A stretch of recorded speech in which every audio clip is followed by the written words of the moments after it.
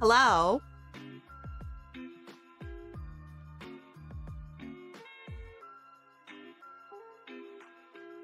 Hello there.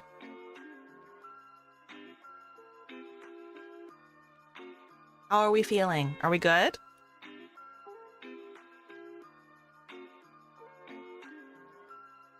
Hello? Hi, Jake. Ba, ba, ba, ba, ba, ba, ba, ba, ba, ba, ba, ba. Throw brick? Please don't throw a brick at me.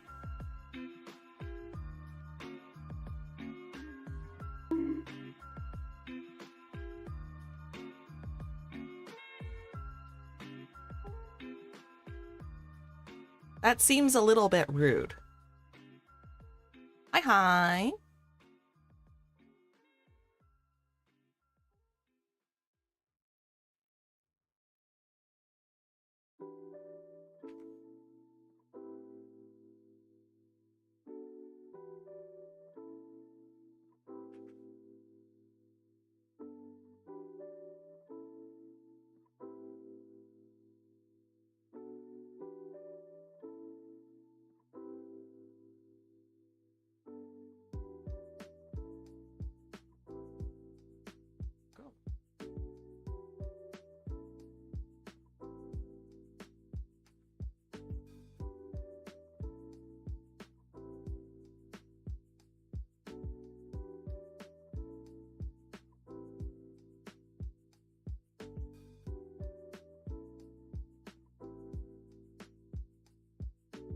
Spin, spin, spin, spin. Feeling good. Dentist tomorrow. Camping Friday. And today is not going to suck. Yes.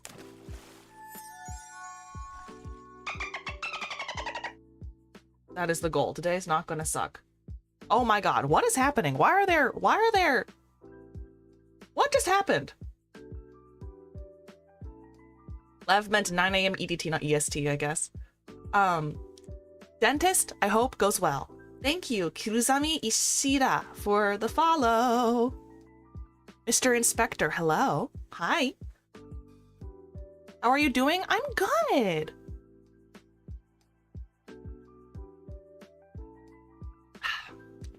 I'm actually very good. Thank you for asking. Let me open my Stream Deck so that my buttons actually work, because my Stream Deck is refusing to work with me right now. How are you guys? Ignore the swishing sound. I'm trying to mix up my tea. My thing, like, isn't dissolving. Okay, there we go. Now I'm, like, in frame properly, I think. I'm well? Good! Okay. That's what matters.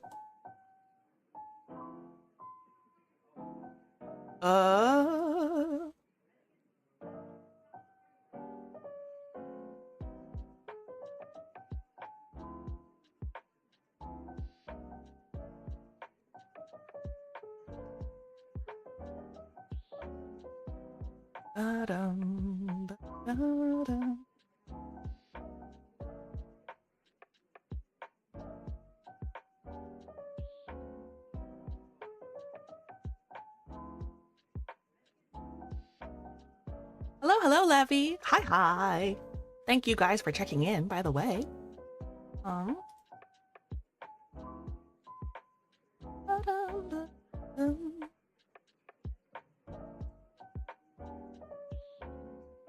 I had a bad morning today? Oh no, I'm sorry. That really sucks.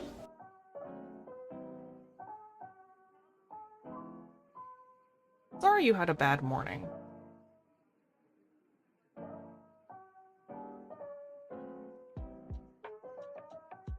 Answering our questions? Oh goodness. Yes, we're answering questions today. That is the plan. We shall see if it works.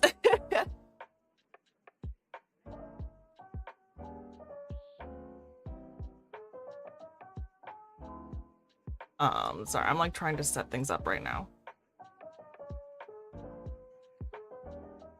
Yeah, you guys will get to see my,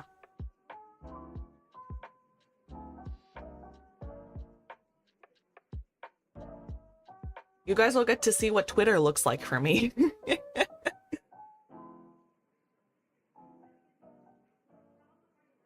Red sky at night, sailor's delight. Red sky at morning, sailor's warning. Yes, I have heard of this. I wonder why. I guess the idea is that like the color of the sky is related to the weather patterns, like, which I guess kind of makes sense, right? Because the color of the sky is due to the refraction of light through the atmosphere, right? Right, and it's like the reason that it turns red at sunset or orange, green, orange, purple, orange, pink, purple at sunset is because of the angle of the sun through the atmosphere, I believe. Like, it's like the refraction of light. So I guess it probably has to do with the specifics of the weather. Is dust? Could be dust. I feel like it would have to be more than dust, though. Lev, can you name the order of the periods before humans existed in chronological order? Oh, this is such an easy question. No. No, I cannot. I don't know how to do that. Yeah, that's what you get. And pollution. Hi, Free! This traditional rhyme is surprisingly accurate. Red sky at night indicates high pressure and stable dry air, while red sky in the morning suggests a high pressure system has passed, allowing a low pressure storm system to arrive. Okay, that makes some amount of sense, right? It's like the pressure which changes the density of the air, which would change what the color looks. That kind of makes sense, yeah. Oh, and it's also about like which direction the sun is coming from. I see. My favorite color of the sky is blue. I mean, like a really, really blue sky is really nice.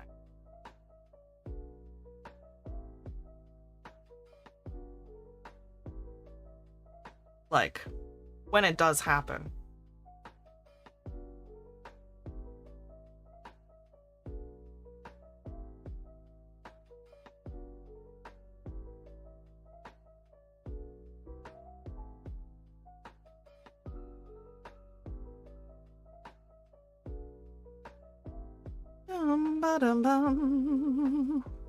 Okay.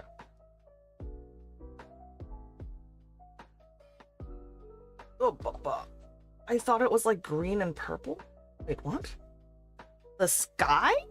The sky is not green and purple.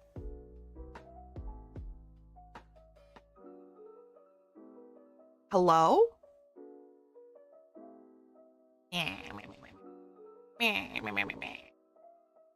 Okay, I need to change that thing. Where's my thing? Item scenes. Item scenes. Spray bottle.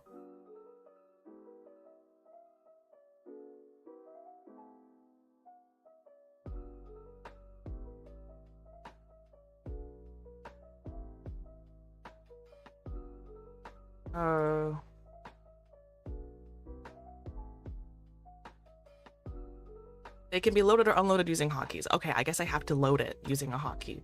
Where is my spray bottle? Hello? This is a controller. Move. Spray. There it is. Okay. Because I need to, like, how do I make this, like, end?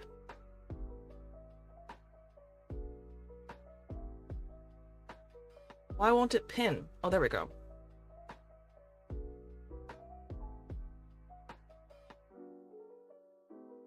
Okay, so that's something. How do I change the settings on this? My question. Hello, mother. Did you get my your question? I think so. I think so. Is it on the is it on the thing?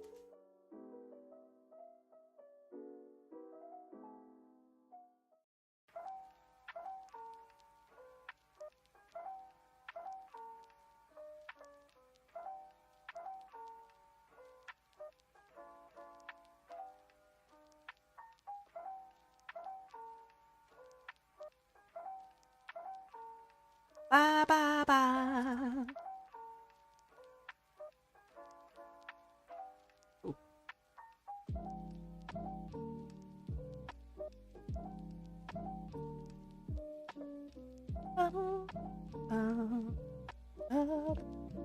Thanks for submitting questions, guys. Yeah, thank you for submitting questions. Oh yeah, I didn't get to say it yesterday, but your new card looks so clean. Thank you, Sujao. I'm actually very happy about that. Yes. Okay. Sorry, ignore the.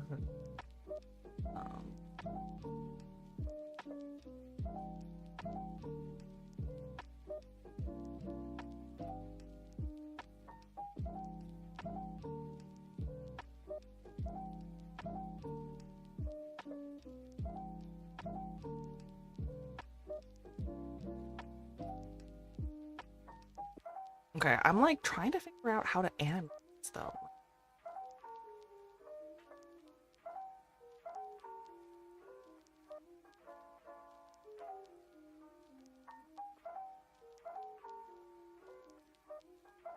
I honestly kept forgetting to write in. I mean, that makes sense. Okay,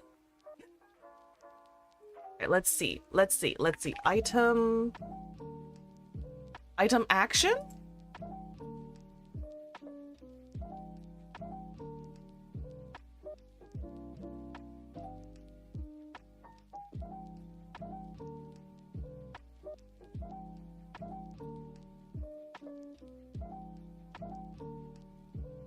Does this work? Okay. I should probably just do this later.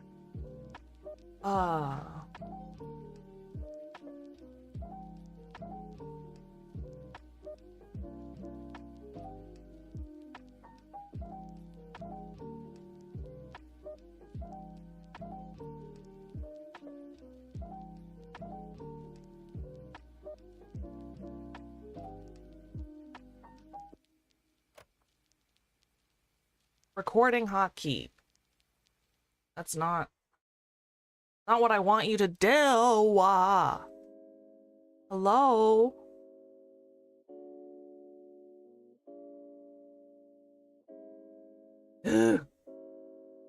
Guys, I'm very upset. Guys, I'm very upset about this. I can't figure this out. I can't figure this out. Okay, wait. Maybe this will work? I don't know. Hello? I'm sorry that this is becoming a thing. How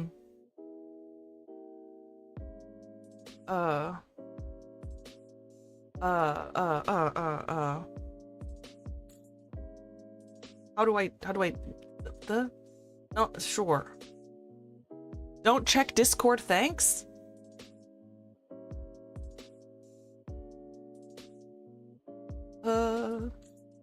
Okay. I won't check Discord. Take your time, Oshi. No, I can't take my time.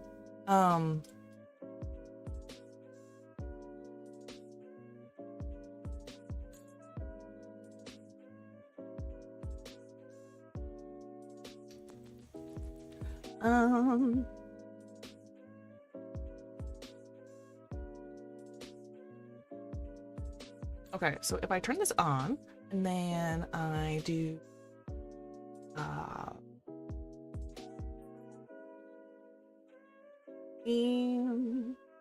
and creation, and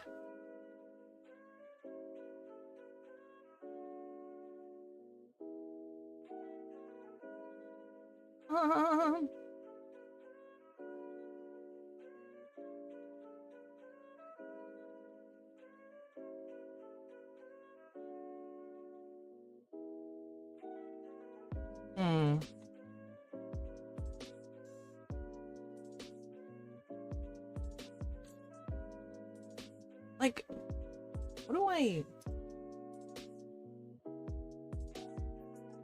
Play animation. Wait, maybe if I set this up differently. Where's my play animation thing?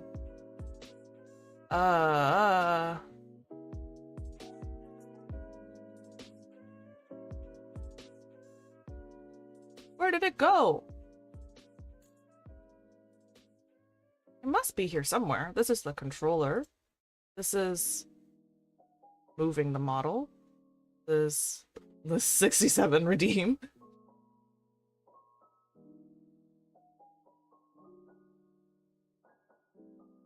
Bonk, headpad, stage light, sunset. Where is the thing? Where did I put the thing? Is it just naturally set up with this thing? Okay, so maybe play animation? No, that's not gonna work. I don't understand. Okay, you know what? I give up. I don't get it. I don't get it anymore. I give up. Okay. Anyways, we're moving on. Why am I not checking Discord? Okay. Let me go through the thing. Let me go through the thing. Let me go through my freaking chat. Oh no, you can answer these first, but in case you don't have enough questions, here's one. How do you work with patients that have a different belief system or values than you do? Ooh, interesting question. Wait, let me pin that for myself.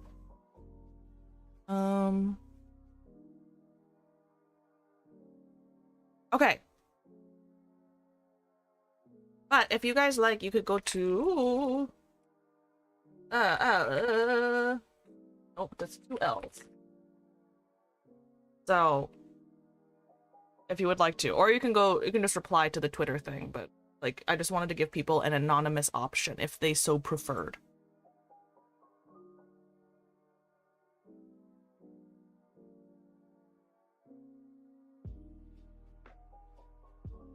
Okay. Are we ready?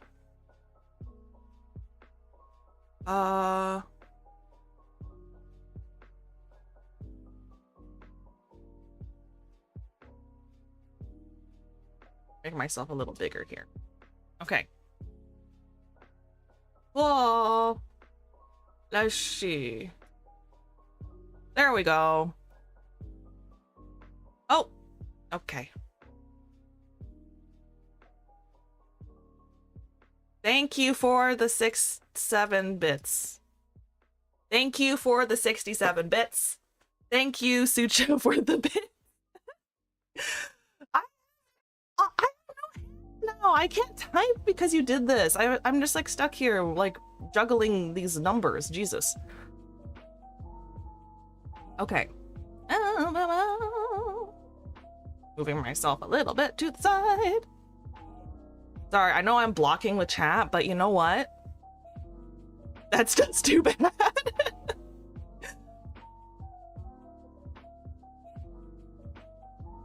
You're just gonna have to deal with it. I'm sorry. All right. Yeah, this is like a tech support, okay? You know how they do on like they do the Wired interviews where like they ask someone stuff? This is what I wanted to do. Okay.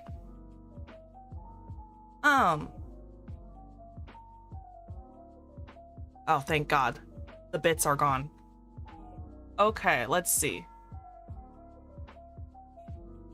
I have so many, but I'll try to choose an interesting one. For depression and anxiety, why is CBT heavily pushed? And what is your preference other than CBT? Ah, okay. This is a good question. So basically, like for depression and anxiety, in reality, the mainstay of treatment is probably antidepressants, right? Like SSRIs. I got more but need the money to gamble on horses this weekend. Wait, what horses are you gambling on? Also, don't gamble. Gambling is bad for you. Please don't gamble. Gamble will be bad for you. Consider yourself spared for now. Oh, thank God. Okay, so basically, typically speaking, the first line treatment for depression and anxiety is going to be SSRIs, right? This is like Prozac, Lexapro, Zoloft, right? Like classic antidepressants. It's a medication. But obviously a lot of people like don't like meds. A lot of people don't like meds. And maybe some people don't want to take meds, or it interacts with something, or there's a lot of different reasons why like having an option that's not a medication can be helpful, right? So if we're talking about we call it non-pharmacological, like, because pharmacological is like medication, right? Non-pharmacological treatment for anxiety and depression, right? You would want something that is short, doesn't take that long, that we know works, and is easier to replicate. And that's why CBT is popular, right? That's why CBT, cognitive behavioral therapy, that's why CBT is popular, right? It's like manualized. There's like manuals you can buy and you can get trained in it, with like specific worksheets and processes and stuff like that that you can work with a patient to do, right? So it's just has a lot of different things that appeal, right? It's usually time limited, like you do a course of however many weeks of it, like it's like a course of treatment, almost like chemotherapy or something, right? You have like already designed and validated worksheets and skills and things like that that you can teach someone. So that's why. The other thing is too, though, is that one of the reasons why is like kind of a self-fulfilling prophecy. One of the reasons why CBT is popular is because it has a lot of evidence, but the reason it has a lot of evidence is because it's easier to study, right? Like it's really, really, really, really hard to test if therapy, like talk therapy, works when you can't standardize therapy, right? You can't be like, you're all gonna do the same thing. Also, can't you just fix sadness with baby harp seals? Seems easy. I don't know if that'll work, Mr. Bot. Hello, Tree Thing, how's your day? Have you been getting enough sunlight? I may be getting enough sunlight. I don't know about that, though. There's a couple of reasons. One,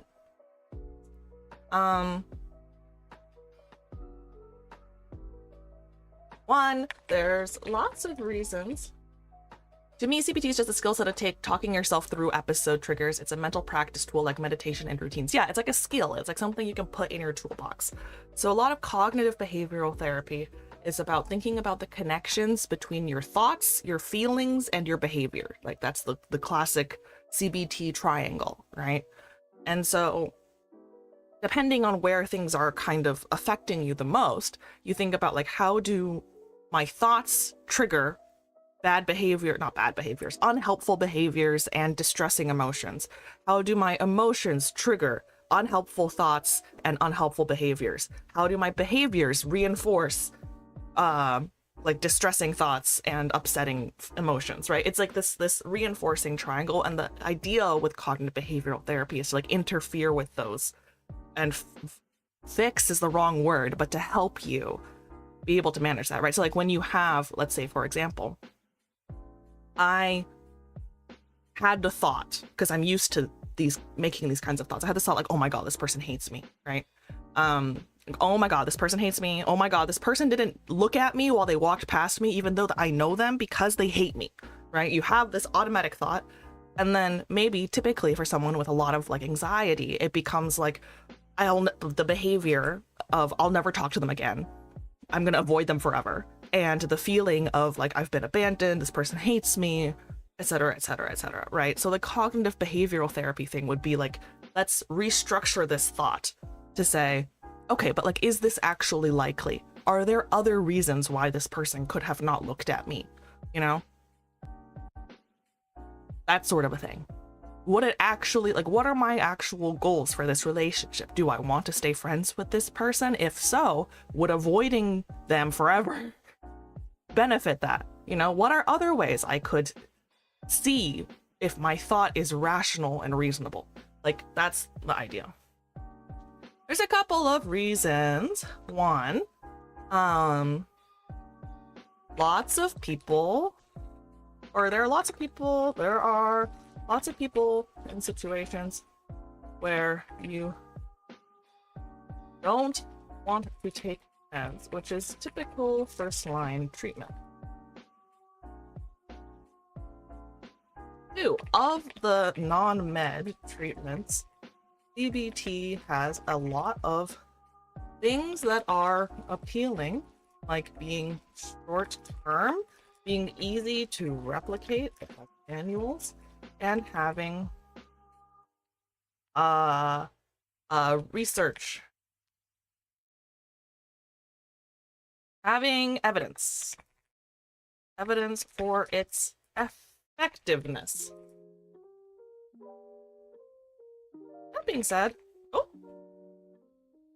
That being said, some of this is a bit of a self-fulfilling prophecy, as the things that make CBT appealing are also make it easier to study, so it will naturally have more evidence than other forms of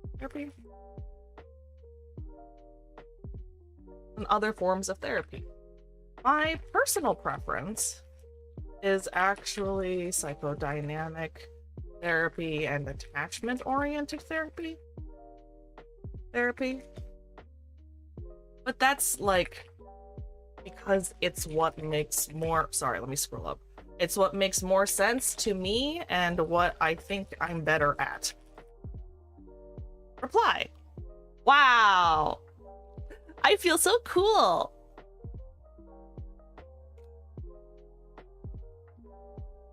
Guys, this is fun.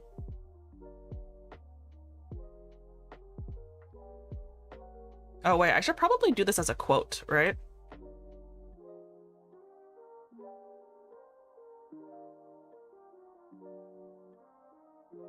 Couple of reasons why CBT, cognitive behavioral therapy, not the other thing.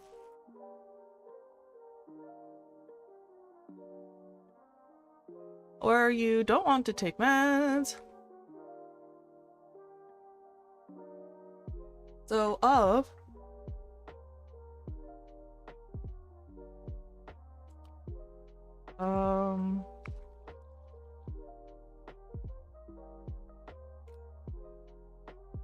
okay.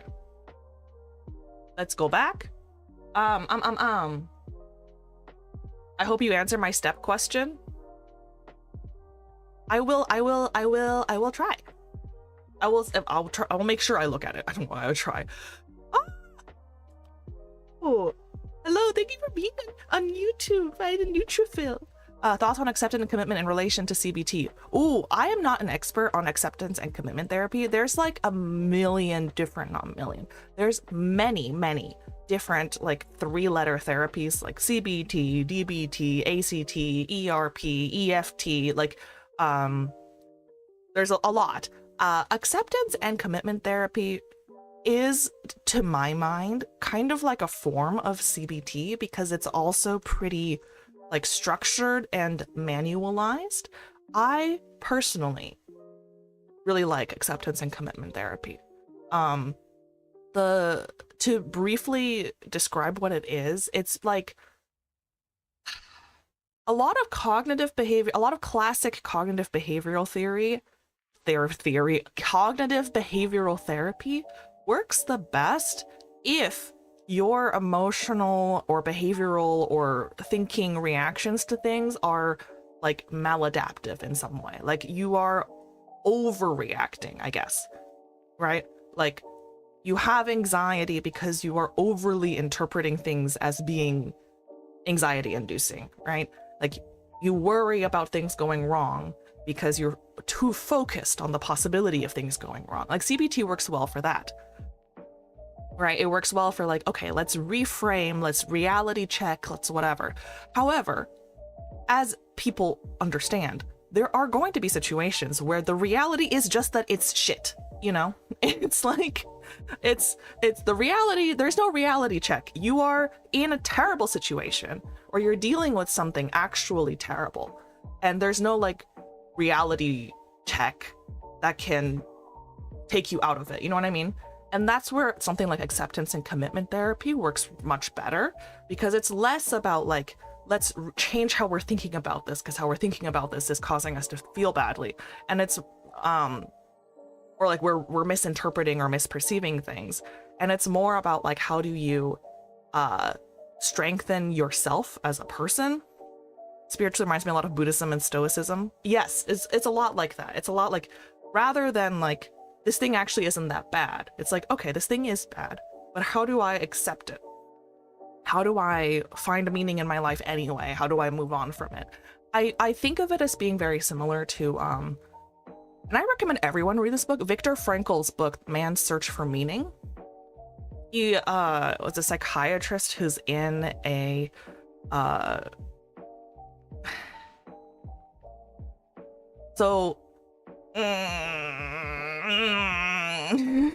he was in a concentration camp. This was like trigger warning for terrible stuff.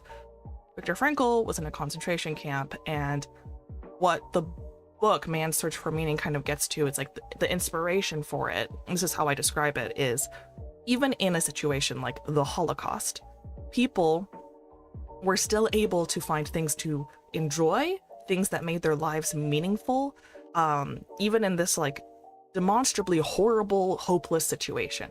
So what were those things? And it's like how do we find meaning in a life that's inherently going to end? It's very interesting. I highly recommend it. The exercise I could never succeed at was look in the mirror and say 10 nice things about yourself. My thinking gets twisted by number 6, but that's an opportunity to work through what my brain says and what reality tells me and helps me through my day. Like, yes, part of me may not like myself today, but I'm still a useful member of society. Yeah, exactly. And this is the thing too, is that a lot of like cognitive behavioral therapy, it's like practice, right? It's practice.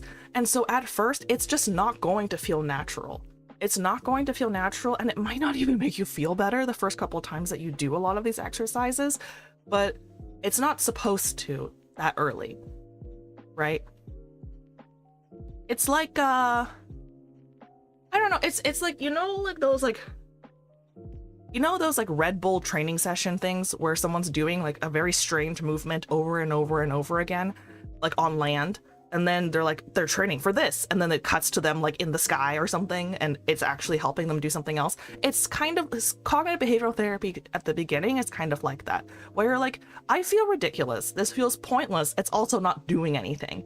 And then at some point, at some point you practice it enough that you can then use it in a situation in real time, and it does actually help you. Like, that's kind of the idea. Does that make sense?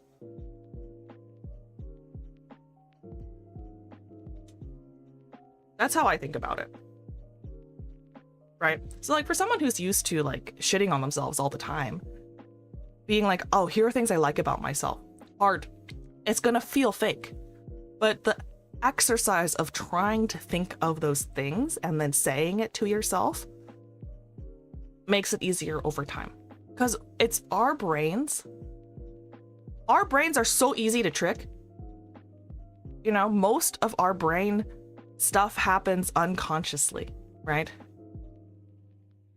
Like our brains are not actually that good at like being logical and consistent. Like, think about, for example, there was a study that was done at some point about the mind-body connection, right? And like, are we anxious in our mind and that leads to our heart going fast, or are we anxious in our body, like, and then it makes our mind anxious? And the answer is both, right?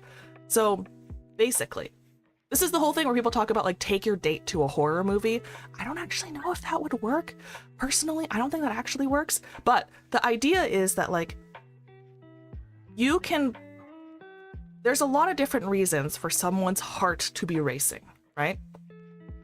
If you put someone in a situation where their heart rate will race, and then you give them some context to explain why their heart is racing, their brain will latch onto that context and explanation, right?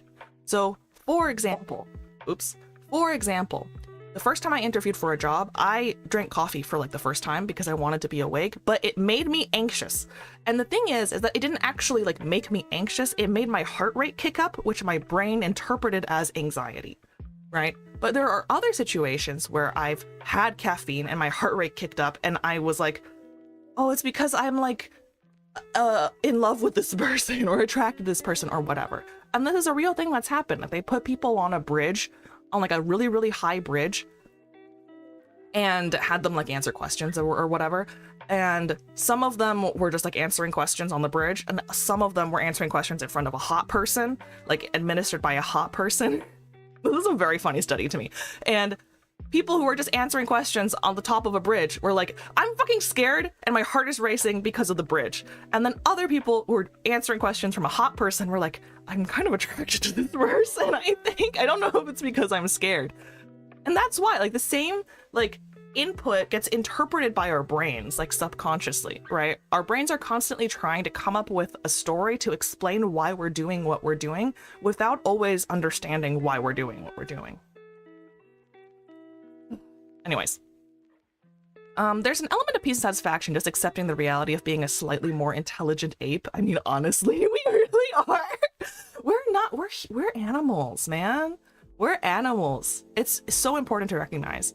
There's things that we do that are different from other animals, but we are still animals. The learning to be okay with shitty life situations approach sounds very interesting. It could be a book like Finding Zen Even Though You Have Cancer or something. Yeah, exactly. CBT equals mind reps. Yes, it's like your brain is a muscle that you need to exercise. Imagine being a hot person. I know. Imagine. Okay, we need to answer another question. Jokey, can I get a script for esketamine and delicid for my PDD and CPTSD? No. Serious. With current administration's push for more psychiatric hospitals, will this do anything to solve the drought of treatment in the United States? Wow, this is a complicated question. Jokey, no, man. I would like to remain, I would like to keep my license and not go to jail. Serious. Yes and no. Okay, because the basically, here's what I think. Psychiatric treatment, like the treatment of mental illness on a population level, requires care at multiple different levels, right? You need the care for people who are so sick. Like, so sick, they basically are someone with like end-stage dementia, like Alzheimer's or something, right? Like, untreated chronic schizophrenia makes you demented. That's why it used to be called dementia precox, as in dementia precocious, as in young onset dementia, right? In the same way that someone's with really like advanced Alzheimer's or Parkinson's or whatever just like cannot take care of themselves and needs a lot of help, maybe even like full-time care. There are some people with psychiatric illness that are so sick. They need that level of care. So they need that, right? And then there's the I'm so sick at times that I need a place that is safe and I need intense treatment, right? Like people who are acutely suicidal or someone who's like really acutely like psychotic or manic, they're not thinking clearly, they can't keep themselves safe, they're doing things that are dangerous, they need treatment, they need help, right? Like that's like inpatient care, which is more short term and it's not forever.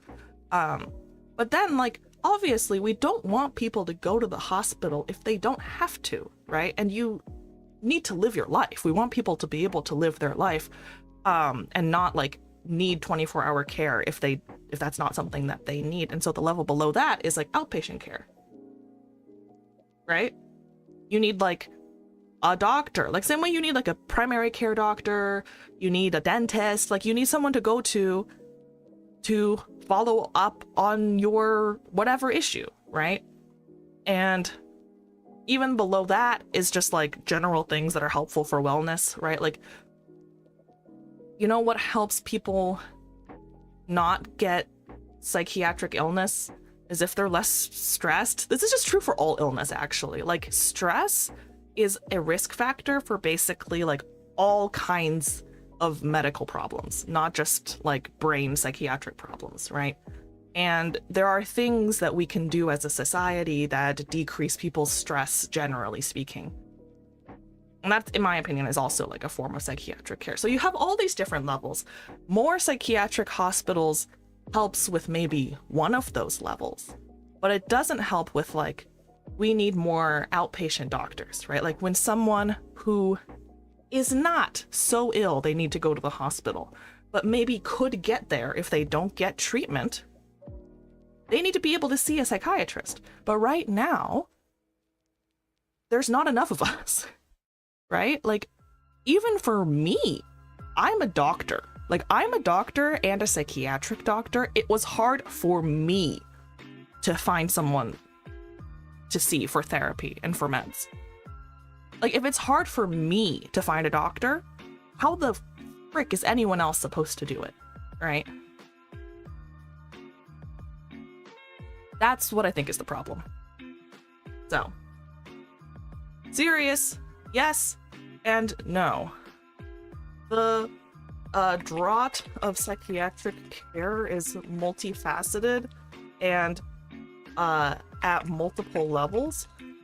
Long-term care, residential treatment, in short-term, inpatient hospitalization, and y'all are expensive. Well, that's the other thing. A lot of psychiatric care is not covered by insurance. Like, it's not covered, or it's not like compensated, or you're not able to be compensated that well, right? Enough that you could run a business and still live your life, you know?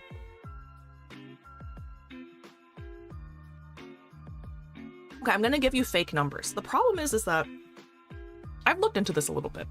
It's hard, right? Because the problem is that if you want to take insurance, it takes so much time and energy. Like, imagine, do you know what you know how long you spend dealing with your insurance? Your doctor also has to do that. And like, if you're filing paperwork and doing all of this stuff to try to get paid from an insurance company, at some point, it's like so much work, you're actually making less money or even making no money because you're doing more work and also getting paid less. So I personally, I have, this doesn't make me like a better person than anyone else, but like personally, I don't know that I could feel good with myself if I only did private practice, cash only, pay me however much money an hour, I don't take any insurance. Like, I would feel kind of weird about that personally. But the financial incentive is that you make more money if you don't take insurance. And so a lot of people are going to do that for like reasonable reasons, right? Like, that's on an individual level. I don't think you can condemn someone for making those decisions. Anyways, short-term inpatient hospitalization, outpatient programs, outpatient care, and just generally making life less stressful for people. So psychiatric hospitals, more psychiatric hospitals. Hospitals could help with some of these deficits, but not all of them. My other concern as well is that historically psychiatric facilities are how do I put this? Are easy to deprioritize and defund. Are easier to ignore and or defund. Easier to ignore, like, policy-wise and from the public. So even well-meaning facilities historically get defunded defunded or historically get defunded and end up giving bad care. Our care. Hello, I caught my first stream. Hi, Snow Tigress! Thank you so much for the follow. Okay. Thanks for answering my question. You're welcome. Why am I like this? Bro, I have no idea. Why are you asking a doctor this question? I don't know, man. Why are you like this? Why are you asking a doctor on Twitter this question? I don't know, man. Seriously, though? This is literally the basis of therapy. Like, literally, I think one of the best parts of therapy is learning to understand yourself. Literally, why am I like this? Seriously though, this is very much like personal. I think one of the best parts and most important parts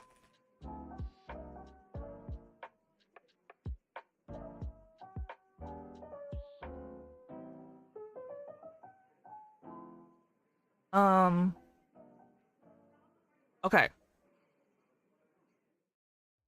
So those are all those questions. Abandoned mental institute equals haunted story setting. I mean, literally, this is the problem, right? Like, oh my god, I have a great example. You guys can imagine Arkham Asylum in your head, right? Right? Or like just classic like asylums. Like think of like a classic asylum, Arkham Asylum. It's gothic, right? It's got this like gothic architecture. And if you take a step back from the fucking creepiness, take a step back from like the creepiness of an abandoned asylum and consider at its peak, what must that place have looked like? Do you know how much money it costs to have an enormous piece of land with huge gothic mansion-y type,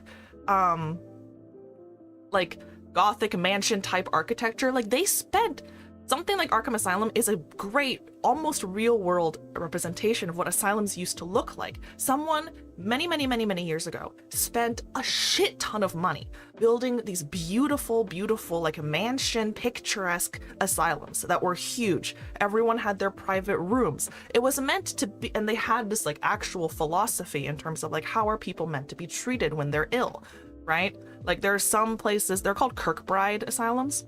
It had a whole Kirkbride asylums, there's like a whole philosophy in terms of like how they're meant to be helpful for people. A lot of them were meant to have like on-site people like living there, almost like a groundskeeper type situation, except they were doctors and nurses and staff. And the setup of the asylum, the floor plan were called like Batwing floor plans, and that's I think why Kirkbride asylums are the basis for Arkham Asylum, because it's all very metaphorical and stuff. But the point is that like the original intent of a lot of these places, so like people spent a lot of money on this, you know? They spent a lot of money on this. They wanted to help people. They wanted to take care of people. The problem is when you shunt a bunch of people who are very chronically ill, very mentally ill, into a place to take care of them, and then suddenly your government, your state government is like, we need to change our funding. You know, what's an easy thing to defund? Something that people don't care about and something that people ignore.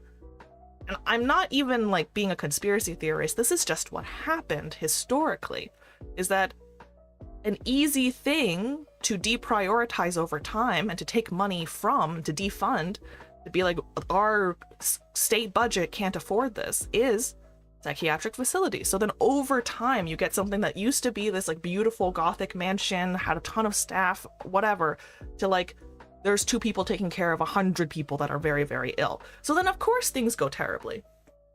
Anyways, I'm getting off my soapbox now. But helping disabled people helps everyone. Think about road curbs. Yeah. Curb cuts. Everyone used them even without a wheelchair. This is true. This is like the curb cut phenomenon is like a well-named thing. A lot of things that change in the world have changed in America because of the ADA, which was passed at the effort, like extreme effort of a lot of disabled people. It's actually very cool. There's a couple documentaries on it that I highly recommend. One of them is called Crip Camp. It's a very good documentary. Like genuinely, I strongly recommend it. It's like extremely inspiring for me. Yeah, I just these things are helpful for everyone, but people don't like look at it that way, you know?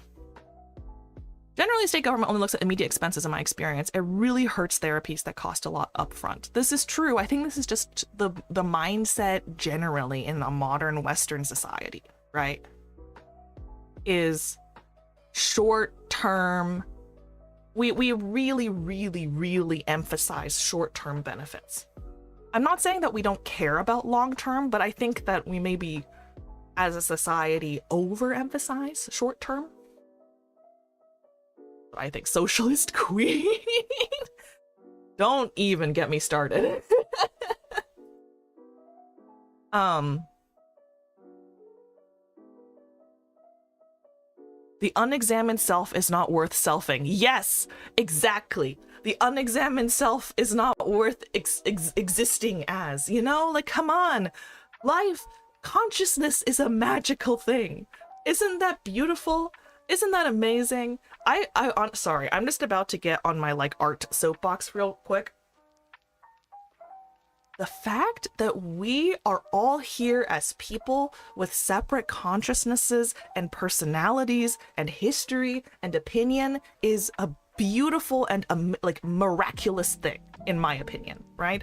Like, that we can experience love, that we can like form long-term relationships, that we grapple with things like life and death and all these things. I just look at all of the art and philosophy, all these things that have existed for so long. Like, the core part of being a human is that, like, we're artistic, in my opinion. That's what gives life meaning. I think it's so cool. I just think it's so cool to like look at all these things that people have left behind, that people have made. Like, we can't help ourselves, right? Like, that's what I think is beautiful to me about things like cave paintings or whatever, right? Like, even in this completely alien and completely unfamiliar situation, like if you got like teleported and time traveled into being a cave person, right? You wouldn't know. It's nothing about that life is similar to our life now, and none of it makes sense. They're living in a completely different world with a completely different set of like culture, whatever, but even so, they still do art. They still wanted to say, I am here, this is what my life is like. They still are thinking abstractly. Like, it's so cool. Don't you think that's cool? Like, that's the one constant. Okay, maybe not the one constant, but I think that like people focus too much on the humans are inherently violent or something like that, which is not untrue. Like, life depends on death and the death of other things. Like, we all, like, even just like biomechanically, right? Like, even if you're vegan, you're still killing life. Vegetables are still a form of life. And I understand the whole like consciousness, sentience, whatever, but my point is that like we all exist off of the death and sacrifice of other living beings, right? It's an inherent part of being an animal, of being a living thing, and being a person. However,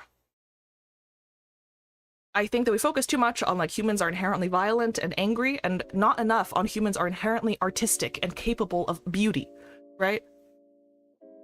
Anyways, we are apes who aspire to be greater. Yes! Can you imagine living thousands of years ago and looking up at the sky and looking at the stars and being like, whoa, what the fuck is that? You know? Ugh. being a human is great, guys. Like, seriously, like, please, at times, just reflect on the beauty and the majesty of being a human being with consciousness and emotion. It's just, like, crazy. I think it's magical. I think it's beautiful, and I think we should appreciate it more. This is why I'm a psychiatrist. This is so like I'm like making such an aside right now. This is why I'm a psychiatrist, because I feel like the thing that is the most real for humans is our lived experience of the world, right? You know, in the way that like anything can, like, I think that any person in any situation, I have to believe that they have the ability and the possibility to be happy and healthy, right? And like, obviously making people physically healthy makes it easier for them to be mentally happy. But you can be the most physically healthy, richest, whatever person in the world, and you can still be fucking miserable. That's what people mean when they, by the way, that's what people mean when they say money can't buy happiness. They're not saying that like money cannot facilitate any form of happiness, right? They're not like, that's not what that means. What it means is that at some point, money alone is not going to make you happy. Look at Elon Musk. I am not even talking about him as a person, okay? That's a totally separate conversation. But please look at Elon Musk and the way that he conducts himself on the internet. You cannot tell me that that is a happy person. He's not happy. All of his stuff online is like extremely unhappy. Right? It's like, I'm just like, I don't know. This is my personal opinion. It's not even like as a psychiatrist. I don't know what's going on with him. But I'm just like, he just like talks like someone who's just like, isn't a very happy person. I'm like, wow, you're like the richest person in the world. That's really sad. I know people that seem happier than him. The inner life of humans is really fascinating. Yes, I've met people who inherently believe they're boring, which is an insane thing to say. No one is actually like boring. When I say that I'm boring, I think I mean that I'm not like a party animal, but like no one is actually boring. Everyone is interesting. Everyone is cool. This is also why I love psychiatry, because I'm gonna shit on other specialties, like not shit on them. I'm gonna explain why I didn't want to do other specialties for a hot second. The heart is physics, right? A lot of the body is chemistry. That is the same, no matter what. Like the physics of how your heart pumps, the physics of how your lungs breathe, right? The biochemistry, whatever, of like heart failure or what is the same. It's the same. One body is another body is another body. Like those are so base, in my opinion. What I think is cool is the person-to-person thing. And every single person with depression or with anxiety or with whatever is a different kind of person. Every person's illness, like mental illness, psychiatric illness, I think develops differently, manifests differently, is affected by different things. I just think it's fun, you know? Because like, personally, when I was in medical school, I did do some like very specialty specific rotations where it's like sit in a clinic and see 12 people with the same like medical problem, right? Today, you're going to deal with 14 people with hemorrhoids. And I'm like, it's not very interesting for me, I'm going to be honest. But for some reason, for our general surgery rotation, they were like, you also have to do 4 rectal exams or something like that. And I was like, oh my God, are you serious? Anyways, 16 people with hemorrhoids in a day, not interesting to me. 16 people with diabetes in a day, not that interesting to me either. You know, like to me, what was interesting was like, oh, your life is like, how does this affect your life? You know, like, oh, here's a teenager who's like, their sugars are out of whack because there's like social stigma around having to go to the nurse's office or having like a pump on their skin or having these patches on their skin. They're like, I look different. I can't go to the beach. Like I can't wear short sleeves. Like I don't like it. I don't want to wear it. And like they're a teenager and that's like a real thing. And that part was more interesting to me than the, let's look at your sugars over the last 3 months. So anyways, that was a very long aside. We need to answer more questions. I've answered like 3 questions. I already know the answer, but it would be cool if you could public difference between delusion and hallucination, neurosis and psychosis, ADHD and autism. Oh my god. These are big questions. Thank you for following, bro god 45438N. Bro, thank you for the follow. Oh god, this is a big question. Man, psychiatry is so cool. I love that it sits next to philosophy a lot of the time. Yeah, this is why psychiatry is the best field. I'm constantly trying to convince medical students to go into psychiatry. Actually, that's not true. I'm constantly trying to show people what I love about psychiatry so that if they are the same as me, they will see psychiatry as an option. Because I think there's so many people that I've met who would be such great psychiatrists who just never considered it as an option. But yeah, it's like, yeah, exactly. It's right next to philosophy. We do a lot of ethics. Like, it's also like very next to, I don't know, like art and stuff like that. It's just so cool, right? Hello, Miss Doctor. Hi, Gremlin. Like, for example, I think that art as an expression of the self is so important for psychiatrists or anyone who works with people to understand, right? Like, I personally, I think that being well-read, being like well-versed in art, poetry, is like critical to being a good psychiatrist. I don't know if that's like a controversial opinion or not. This is just like my personal thing. Like, I feel like, yeah, sorry. I'll get on my soapbox about that later. Like Kel was saying, gets off one soapbox, gets on another soapbox immediately. This is a big question that I cannot answer quickly, but I will try to describe in brief and basic terms.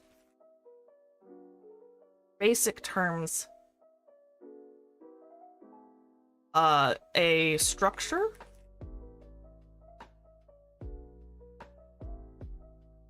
I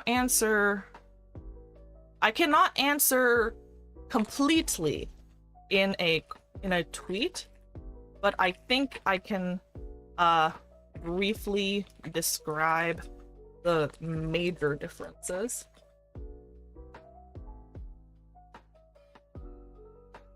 So I can be one too. I do art and I'm a hobby character writer. Yes. Yes. Okay. This is the other thing. To be a good writer, like to be a good author of any kind, you have to understand people. That's the same skill that you need as a psychiatrist or therapist or psychologist or whatever, you know? So yeah, it's totally doable. Go be a therapist, man. Oh, thank you for the bonk. What is your opinion on the recent movement towards focusing solely on STEM fields in primary schools then? I think it's a terrible idea. I think it's a terrible idea. Like, STEM is great. I say this as a STEM person. Like, I did a lot of that stuff. I loved that stuff, right? But the humanities are so important, not because you need to like know facts about Shakespeare, right? But because it's what makes us humans, hence humanities, right? Like, ultimately, a lot of decision making comes down to like a lot of the decisions around how to implement STEM stuff comes from the humanities, in my opinion, right?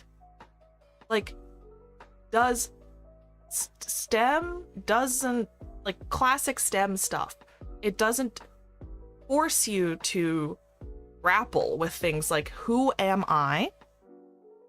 What do I want to do with my life? How do I understand other people? How do I relate to other people? What are my responsibilities to society? What are my responsibilities to the people that I care about in my life, right? Like, you know that whole question of like, you thought what was that thing? This is like my answer. that thing in Jurassic Park where they're like, you thought you'd spent so much time trying to figure out if you could, you never stopped to wonder if you should or whatever. That's it.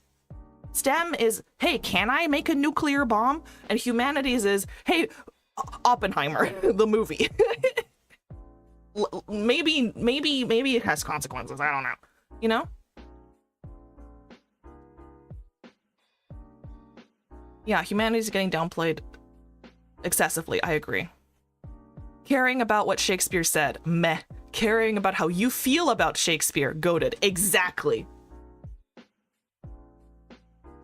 Exactly. I agree. Right? Like, the point of an English class is not for you to be like, iambic pentameter, whatever.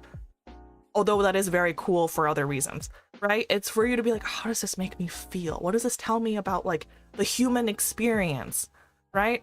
Isn't it so interesting that the human experience is so universal that art that was made hundreds of years ago still describes experiences that we have today? What does that say about being a human being? I don't know. I think that's cool. Howdy, Psych Boss. Hi, Mike. Maybe I should reword my question to what does it say about our society that we are prioritizing STEM fields? I think a lot of people would say that it is for career and survival. I think it's a symptom of a larger problem where we want things to be very clear and easy and clear cut and like right and wrong and all that stuff, you know? That's what I think.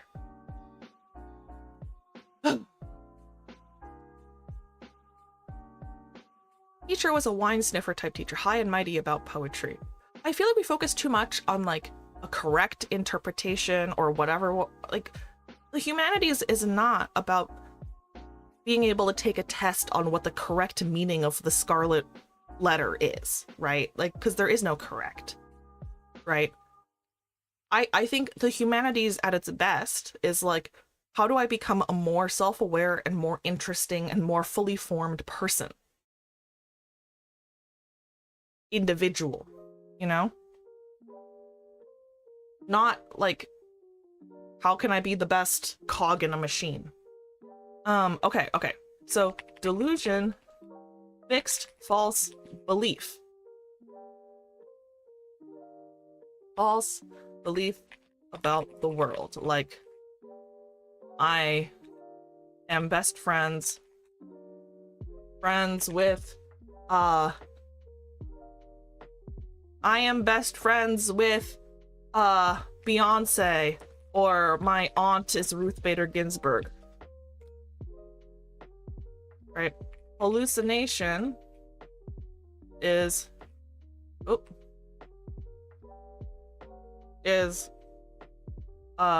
misperception or false perceptions. Like, I can hear Beyonce talking to me through God, or I can see RBG next to me right now. Neurosis, not really a diagnosis thing. It's more of a personality trait. More of a personality trait, i.e. being neurotic. Psychosis, it's becoming detached from reality. Delusions and hallucinations are both psychotic symptoms.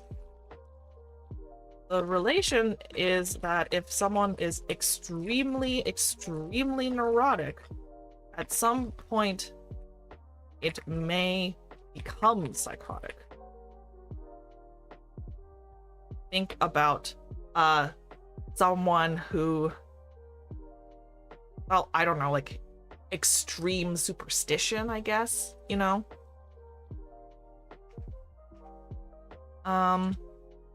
ADHD is chronically understimulated and thus constantly seeking stimulation, plus many other structural stuff and behavioral sequelae, and then autism, neurodevelopmental differences that manifest in many different ways, including social perception, concreteness, many different ways, like both socially, sensorially, and sensorially, sense, both in ways, in social settings, sensory situations, perceptions of things, decision making, etc., etc., etc. Deficits in communication, social, emotional reciprocity. I mean, yes. Everyone already knows that, though. I guess what I mean is, like, that is true, but it's not the only thing that's true. Oh my god, I have 13 notifications. Why?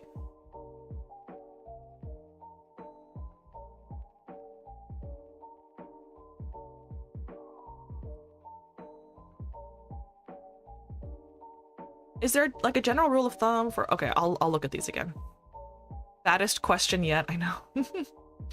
Not really a question, I'd love to hear you talk about parasocialism from a psych perspective. Oh, yes, I would love to. Who is this? Oh, I don't know who this is. Not interested. Goodbye. Okay, let's go to Revo Spring. Let's go to the very bottom. Have you ever been mistaken for someone else? No.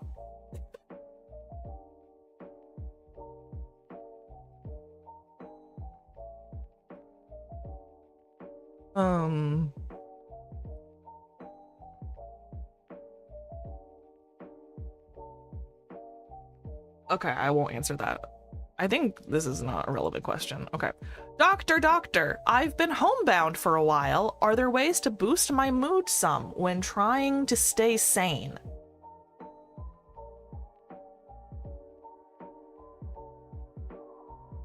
Oh, because it's a long-ass reply? It's not that long, okay? It would take me like an hour to fully explain those things. And also I need to like prepare. These are just like very basic, like if someone asked me at a bar, how would I respond, you know?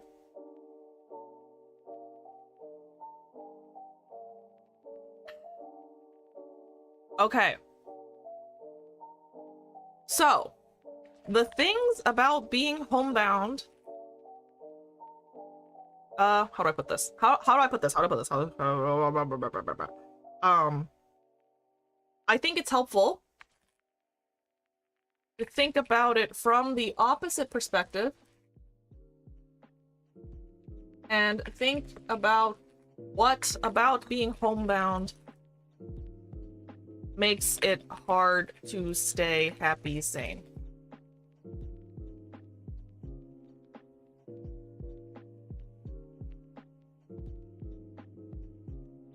Right? If I had to guess, it's a combination of it includes the following: social isolation, tactile or social isolation, physical isolation, under stimulation, lack of routine, what else? Feeling of lack of control. What else is there? Like a sense of stuckness, loss of meaning making and purposeful behavior. So addressing those can help. Could be overstimulation if engaging in too much news or social media. I see that as like a response to being understimulated personally, right? But yeah, it's like good stimulation. Understimulation or like not enough meaningful stimulation.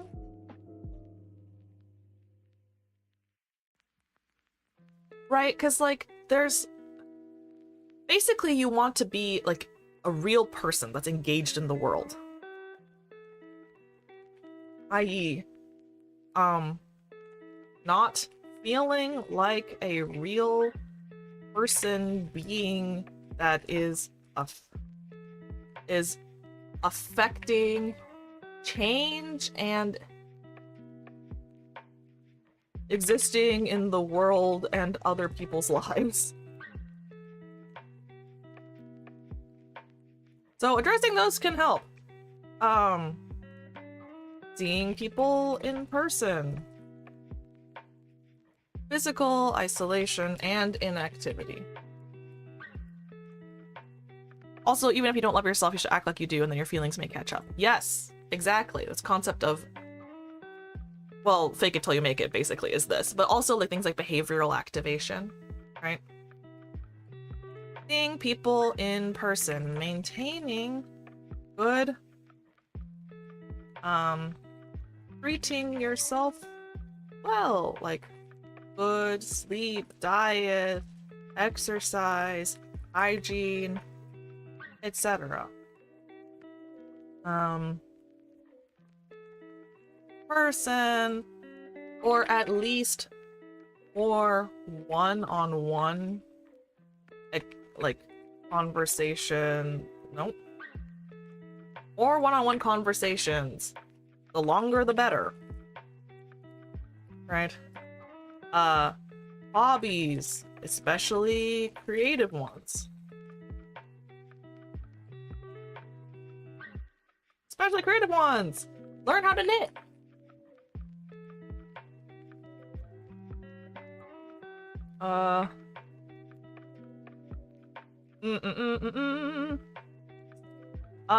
Focusing on things you can control and making plans so you have things to look forward to. Plus, so days don't blur together. Also, what else? Going outside really is underrated. Grass is really underrated.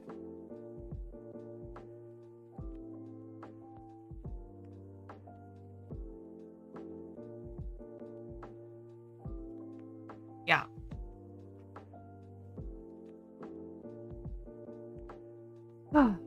I wish I found you earlier, Vel, but I'm glad Syken shared when you did because I'm finally here. Oh, you! This type of stream is really my vibe. Everyone is so chill. Oh, Snow, or do you like Tigress or Snow? Whatever. Thank you so much. That means so much to me.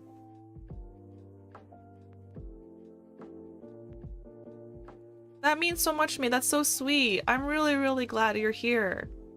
And yeah, that's my goal, is to have like a kind of chill, nice, calm stream where we can talk about things in a nuanced way and I get to just yap. I dropped my phone, 1 second. Ugh. Wow, okay. I look crazy while I do that. What is wrong with my phone?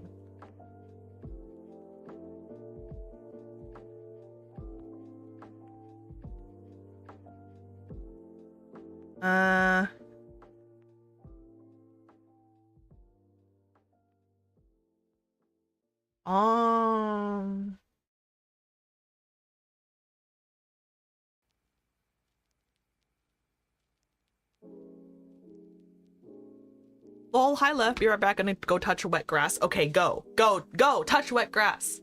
Also, if you're lurking, please feel free to redeem a lurk. That way, Twitch believes you are here. I will not call you out if you lurk. Promise. Have you ever had a dream that you had you could, you'll do you wants you could do so, you'll do, you could, you want them to do you so much you could do anything? Yes.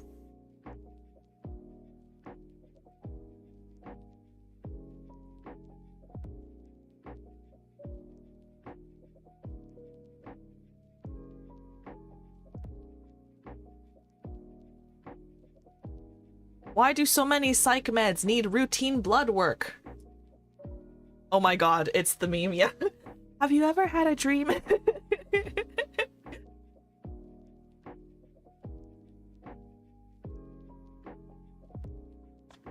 Ah, fuck. My phone dropped again. My question is, what type of aphasia would that question fall under? Would it count as aphasia since it's in writing? It's not aphasia. I don't think so, because it's more just like stuttering, right? Because aphasia basically means like that you can't talk, or you can't effectively talk, right? And there's you can't talk because you can't say words, and then there's you can say words, but you can't say words that make sense.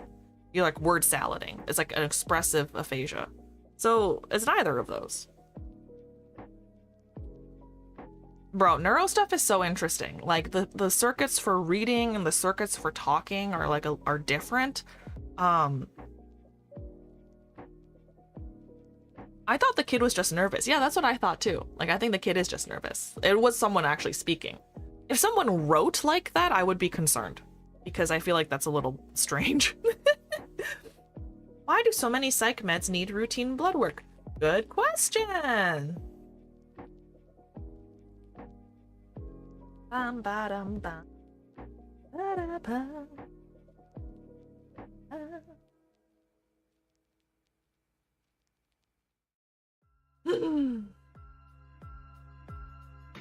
I always get Broca's and Wernicke's aphasias confused.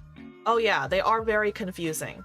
Thankfully, I'm not a neurologist, so I don't need to remember exactly which is which. I just know what they are. But I'm pretty sure Broca's is like, I can't say words, and Wernicke's is an expressive aphasia. I think. Check me on that. I'm not a neurologist though, so if I don't actually know this, it's because I don't know this. Though, I find reading to family much easier to do than reading out loud to friends sometimes, or stream. That makes sense, right? Especially if you're comfortable, or like you have a better sense that they're able to understand you. Boom, boom, boom, boom. Good question. There's lots of reasons why medications generally might need routine blood work. Blood work, and it's mostly around side effects. Mostly around side effects. Some medications can make it more likely for you to develop other diseases like diabetes or diabetes, or they can affect bodily processes and disrupt electrolytes or blood cell counts, etc. The other type of blood work is checking the levels of a medication. If a medication has bad toxicity effects, or can become or can become toxic at lower levels, or etc. So for example, lithium's level tends to get monitored. Or actually, I'm not going to talk about that because I don't think examples are necessary. I The other part of this question presupposes, right? Yes. The other part of this question presupposes that psych meds do more often require routine blood work, which may be true, but I don't actually know. If it is true, I can think of a lot of reasons as to why. Why, including 1, psych meds tend to work on transmitters or like neuro stuff generally. I love how every doctor's talking about this in your chat right now. Yes. All insurance should fully cover at least 1 routine blood lab work a year for everyone, no conditions attached. I agree. I think so. Especially like, well, yeah, like people actually, most insurance does. In the same way that most insurance will cover like 1 PCP visit a year, like as your annual wellness check. But they don't cover like everything. Work on neurotransmitters or neuro stuff, neurotransmitters or other neurostructures, systems, processes which exist outside of just the brain. It's hard. I'd address the brain. Like, serotonin acts on all parts of the body in lots of different ways. Which is why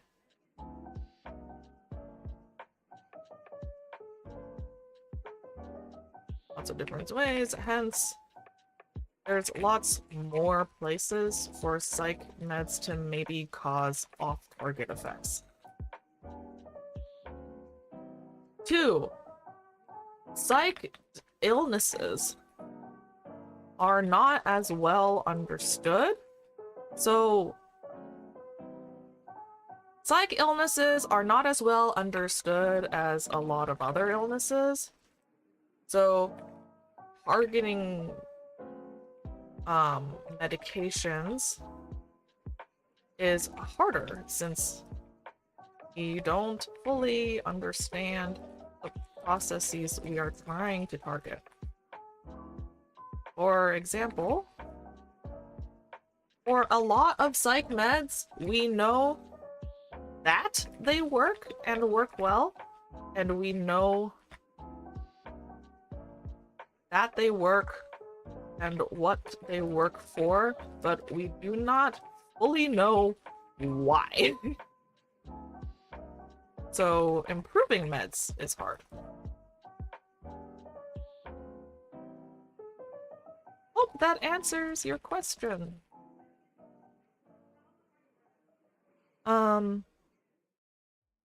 Nah, many insurances do cover blood work, but it comes at the cost of either copay or co-insurance. Oh yeah, no, that's very true. The whole, oh my god. Maybe we should watch the Brian David Gilbert video. The one about insurance, because it would be very helpful for you guys. Like HMOs versus PPOs, copay, co-insurance, deductible, your premium, blah, blah, blah, blah, blah. Warning, hi Emblem. Classic insurance move, they'll pay for preventive care rather than actual incidents. Well, I mean, yeah. Yeah, because this is the thing though, is I feel like preventive care, we should pay for more preventive care. We should do so much preventive care. We should make preventive care so easy to access. One of my small / early soapboxes also is that like I think that I think that psychiatry in some forms is also kind of like a primary care service, right? For some people. This is what I personally think. Like, this is why I think it's good for psychiatrists to be involved in like collaborative care and to work with like PCP offices. I think it's good for most people to just generally get like screened or checked for, or to check in with a psychiatrist. You know what I mean?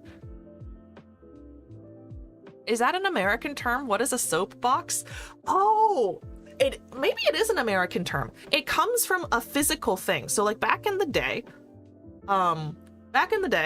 soap comes in boxes, like crates, right? And if you wanted to like evangelize, like let's say I'm someone who wants to stand on the street and start yelling at people about how we need to I don't know, we need to pick up the garbage at the beach or whatever, right? Like we all need to join our unions, or you should vote for whoever, right? Like you have some sort of like agenda or some sort of like, I want to change your mind. This is something I feel very strongly about. Like if you want to do that, the best way to do that at a low cost is to get a box and stand on it so that you're higher up, so that people can see you, so that you can yell. That's literally it. So like the act of like climbing onto a box that you've turned upside down, climbing onto a box and yelling at people is called like getting on a soapbox. And so the idea is that like, and when you're getting on a soapbox, like metaphorically, you're like getting on a bit of a rant. You're like, this is something I feel strongly about and that I want to have I have a call to action. Oh, I see. It's like a self-made podium. Yeah, exactly. That's a really good way to put it. Yeah. Exactly. You know? So it's like that. Get on your soapbox. You're like, be nice to gay people or something. I think it was an original one. If they really believed in the preventive care model, they would include blood work in that. I mean, that's the thing, is that like, okay. Caveat that I do not work for an insurance company. Caveat that I'm not an expert. But here's the thing. Insurance companies want to make money. Insurance companies want to make money for their shareholders, right? They make more money the less things that they pay for, right? And so the idea is that this motivates insurance companies to try to keep you healthy so they don't have to pay for expensive things like my foot fell off because of my untreated diabetes. It's like, okay, we all agree it's probably cheaper and better for society for someone with diabetes to get good care, medication, insulin, whatever, so that they don't get to the point where their foot necroses and falls off. However, that presupposes that the insurance will pay for, like, has to pay for the consequences of not getting preventive care, right? Like that's the math, right? The math is pay for prevention so you don't have to pay more for consequences. But you know what saves even more money? If you also don't pay for consequences. So like and I'm not saying that that's the thought process, but I do think that that is the incentive, right? If we're thinking of purely how do we make more money, that is a way that you can make more money. And so then if you're not even gonna have to pay for the consequences, then you also maybe don't have to pay for the prevention, you know? You can just pay for like a little bit of it and make everything so expensive that people still have to pay for insurance. It's not a conspiracy theory. This is just like my personal thoughts based off of my lived experience working in hospitals. It's again the right now versus later thing. Yeah, exactly. Ugh.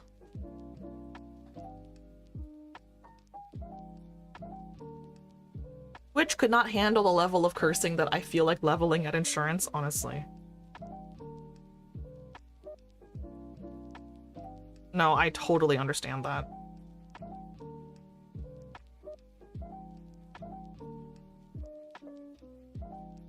Sunscreen is best preventative skincare yet. Wear sunscreen. Please. Wear sunscreen every single day. If you can see outside, there is UV radiation, right? Like if it is light outside, there is UV radiation. Please wear sunscreen. Some sunscreen is better than no sunscreen, okay?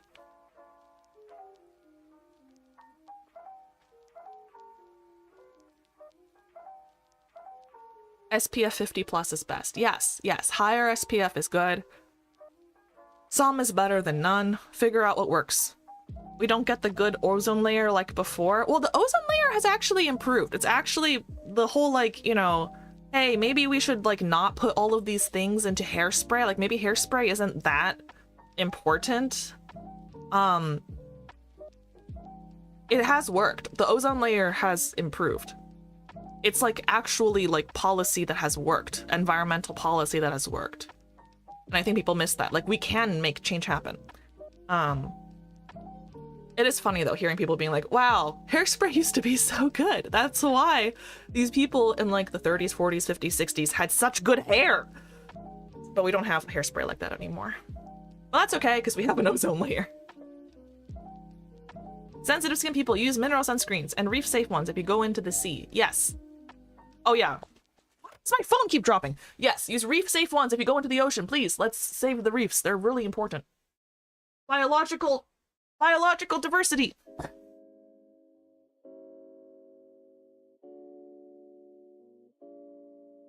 Anything over SPF 50 actually is the same. Yeah, it's like minimal change, right? It's like blocks 95% versus blocks 97%.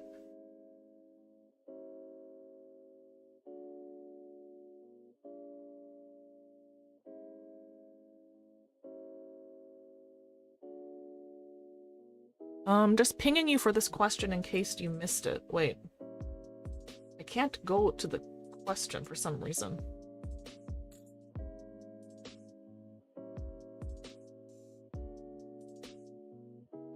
How do I...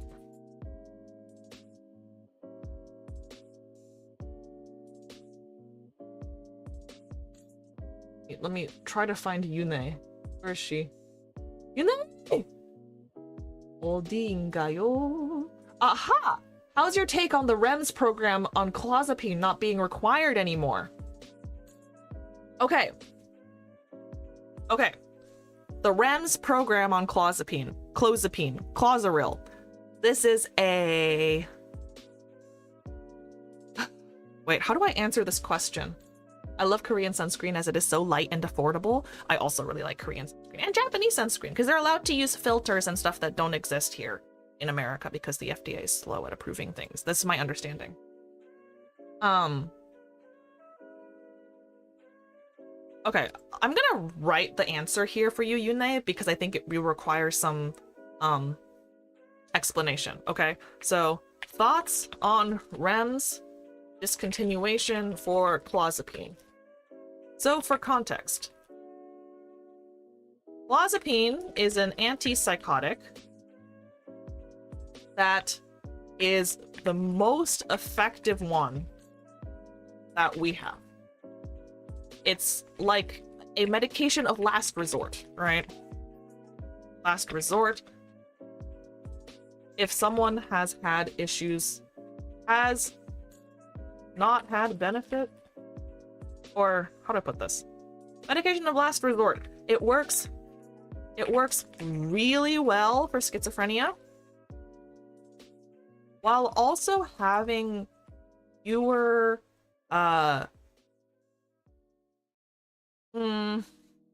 having less of the side effects that can be really bad for quality of life, like tardive dyskinesia or Parkinsonism. Parkinsonism, things that make it hard to move and change your ability to use your muscles, basically. Right? So like some antipsychotics, especially if you use them for a long time, can cause like Parkinson's disease like symptoms, right? Or they can like change your ability to like move around, right? So like some people with schizophrenia, if you see them, they like maybe smack their lips a lot, like, or they do some kind of like twitchy type thing, or it's like hard for them to move in a smooth way. That can be a side effect of long-term use of antipsychotics, right? Which can be really, really bad.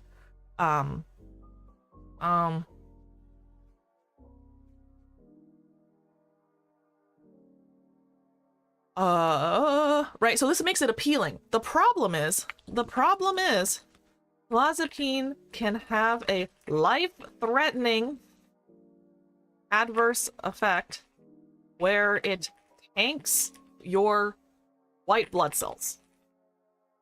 White blood cells to the point that you could die of an infection. Maybe I won't say that, but it tanks your white blood cells. So it requires a lot of monitoring, right? So like the protocol for monitoring is like you need to get like a blood test like every week at the beginning, and then if it's good then it's every 2 weeks, and then that's good it's every month, and then if that's good it's like every month forever or something like that basically. I haven't used clozapine that much in an outpatient setting personally, and also when I have, it's been after REMS has been discontinued. So REMS is a monitoring program.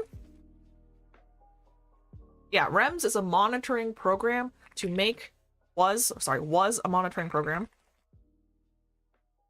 to make sure that people were getting these blood tests to check their white blood cells if they were on these medications.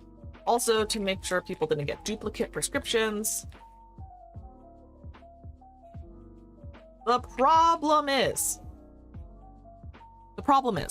clozapine is best used for the sickest people who are often the least able to, who are often functionally not doing well and can't manage weekly blood tests, right?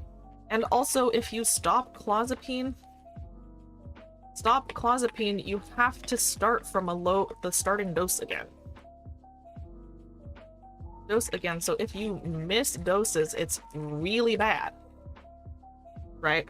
So like, let's say you're on a high dose of clozapine, but then because you have schizophrenia, you don't make it to your blood test appointment. And because of that, your pharmacy won't give you your clozapine. And so then you miss 3 days of clozapine. And so then you have to start over at the lowest possible dose to titrate back up to your high dose, at which point you might become psychotic again and then end up in the hospital. Right? And so like this is a really frustrating thing, and a lot of like psychiatrists obviously will like look at people who are like, you're really, really, really sick. Nothing has worked for you, right? I do think clozapine could work. The problem is that because of like the really strict monitoring, it means that like there's no flexibility to account for people maybe functionally not being organized enough to go to LabCorp once a week. I mean, could you do that? I don't know that I would be good at doing that, you know? And so this is I think in that sense it makes sense to have it not exist in the same way. But I do think that like having some idea around monitoring is a good idea, and like it's the expectation is still that you monitor like a lot, right? But I think it's more like giving people their clinical expertise to be able to say like, okay, I'm gonna work with the patient to look at like the risk benefit, right? Of like, maybe you're not going to be completely perfect at getting your blood tests, but the benefit of being able to consistently be on a medication that I think might really work for you, or that I know works for you, is worth it. So that's that. I don't know if that makes any sense.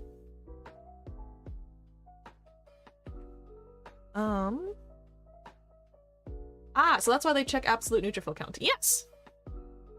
Exactly. Hey, you like focaccia bread? Yes.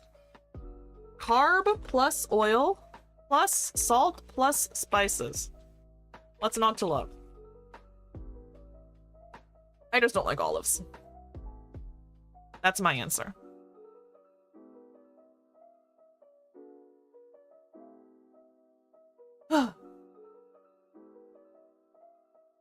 Favorite yaoi trope? I don't know if I have a favorite yaoi trope.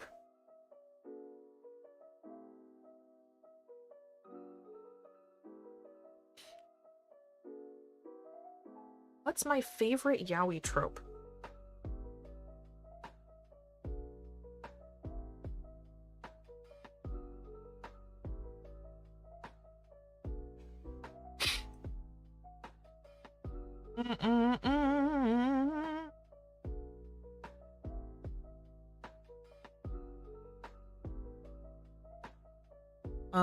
Sorry, I'm getting distracted by something on my phone.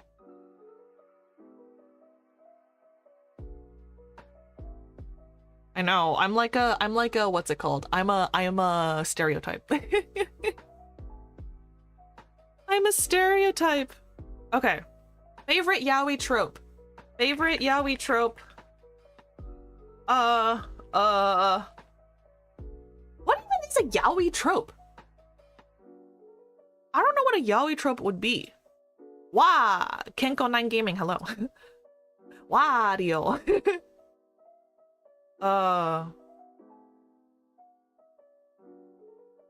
Maybe... I don't know. Enemies to lovers. Yeah. Lovers. Or childhood friends to strangers to enemies to lovers. Let's see.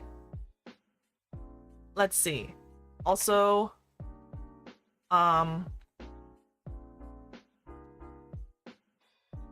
like age gap, mafia, etc. Oh, age gap is also fun. Oh, one being oblivious. Yes. Oblivious character. What else do I really like? Oh, no stupid misunderstandings. That's not a good one.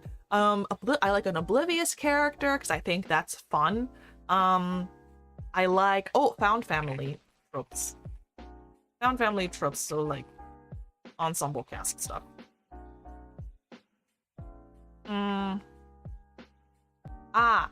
Soulmateisms.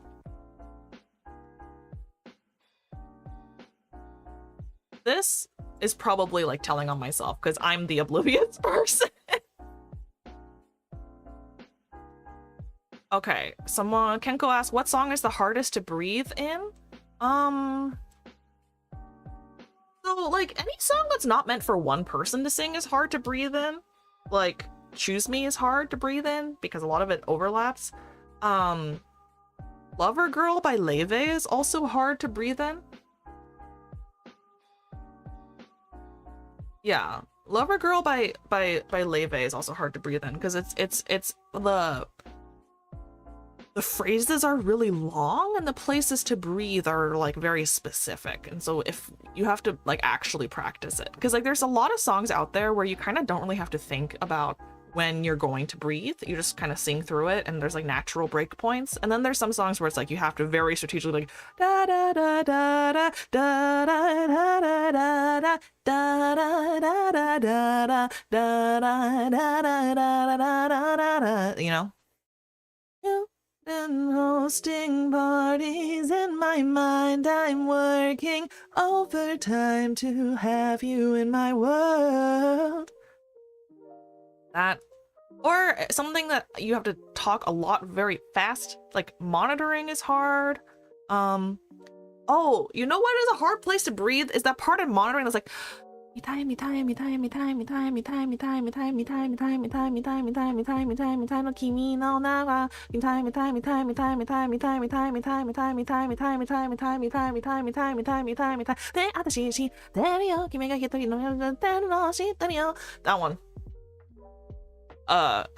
Because there's no place to breathe. Right. What else? Oh, Medusa's Masquerade has some difficult places to breathe. There's also a really long note in there. Rising Sun by TVXQ is also very hard. Yeah. You know,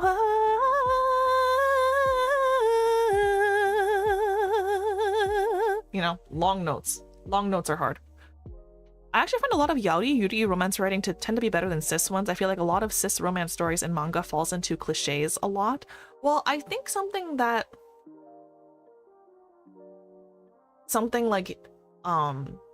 yaoi and yuri, like, that makes it more compelling is that because of unfortunately, because of like marginalization or like internalized homophobia or like, I think a predisposition towards experiencing trauma, unfortunately, there's a lot more like internal reasons why people end up not getting together, right? Like, because, okay, I'm getting ahead of myself. In my opinion, the least interesting romantic conflict is misunderstanding. If someone just saying what they mean, right? Like if me yelling into the void, they actually did that because they loved you, or the person that you thought they killed, they didn't actually kill, and that would solve the problem? No, that's not interesting, right? Simple misunderstanding is not interesting, right?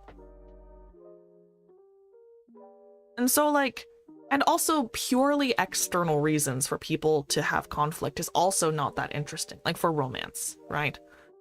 Like, I personally think that having two people come together and overcoming like internal conflicts that are keeping them apart is much more interesting, right?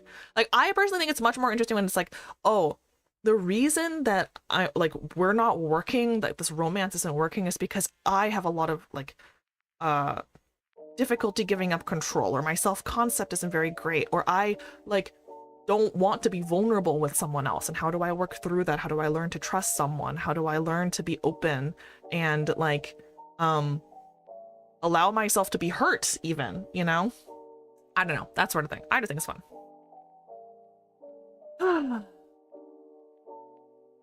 Less about forcing characters into gender norms. That too. I think anything that has like fewer stereotypes is usually good. Stereotypes are lazy. How do you manage everyday life while being 3 apples tall? I am not 3 apples tall. Next question.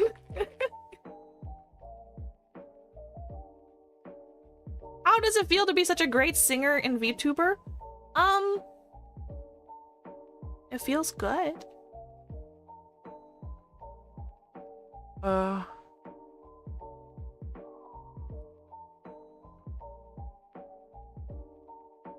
Wait, Spectral. Is Spectral here? What was his question? Which one of these is his question? How tall are you? Taller than you. I think Fruits Basket really helped me see trauma as a normal thing growing up. It showed everyone deals with things different, even to the same situation. Yeah, no, exactly. I remember Fruits Basket. I didn't read all of it, but I read a lot of it. How do you practice breathing? Oh, how do you practice singing breathing? There's a couple things. When you're singing, you want to breathe into your diaphragm. What does that mean? Basically, your lungs need to expand, right? To fill with air. Your lungs are like a balloon that need to expand to fill with air. You want to fill it with more air, right? So what are the spaces that your lung can expand into? It can expand down into your abdomen, into your stomach, which is your diaphragm, or you can expand like kind of up into your chest. Like if you like try to take a deep breath and raise your shoulders, like that's like expand, like breathing into your like shoulders and into your chest. The thing is that if you're breathing up into your shoulders and into your chest, I don't know about you, that makes me anxious. It makes me tense. It doesn't feel good, right? And also you're increasing tension in like your neck and in your posture, and that makes it harder to sing. So that's why people say breathe into your diaphragm. There's other reasons also, but like that's how I conceptualize it, right? So you want to breathe into your stomach, right? Breathe into your stomach. So then you're not holding tension in your shoulders so that you can sing. So That's one of them. And then if you can practice that, then you can take quicker breaths. Although asthma is going to interfere with your ability to take quick breaths just generally. That's just how it is. Because it's a restrictive lung disease. So the other thing is like treat your asthma, unfortunately. And then the rest of it is like breath control. So an exercise that I find really helpful is like thinking about modulating the breathiness of what you're singing, right?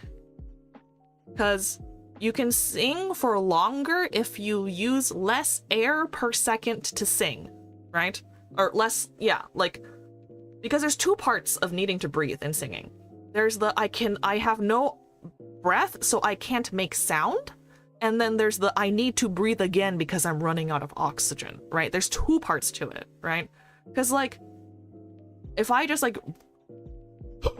you know, if I just, right? Like it's fast enough that I don't actually necessarily need to take another breath because I run out of oxygen, but I need to take another breath because I have no more air left in my lungs to make sound with, right? So the being able to hold your breath for long enough that you don't need more oxygen, that's like a whole other thing that you can train, but like the using less air to make noise is helpful. Versus, you know? So that's that. That's how I would think about it. So you just practice, like practice blowing out through very small pursed lips, like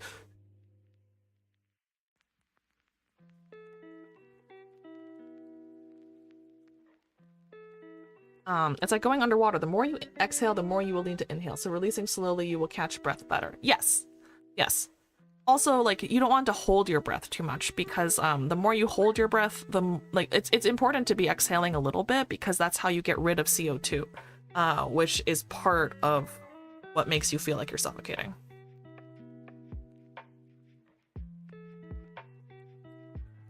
Are there any words that you can breathe while saying, like breathe in while saying? I can't do that. I know people who can. Like, I don't know. I don't know how to do that. There's people who can, like, when there's a trumpeting technique where you can like breathe in through your nose and out through your mouth at the same time. I don't know how they do it, but somehow it's a thing. I've heard it's a thing. I used to talk to trumpeting people.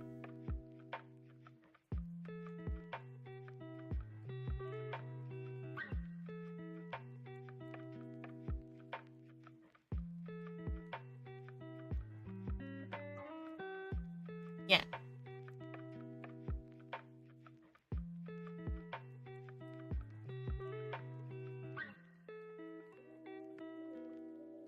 Okay.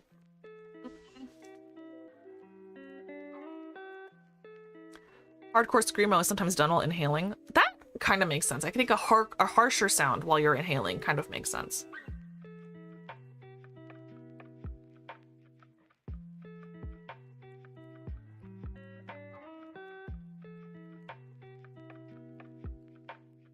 I can close my nose from the inside.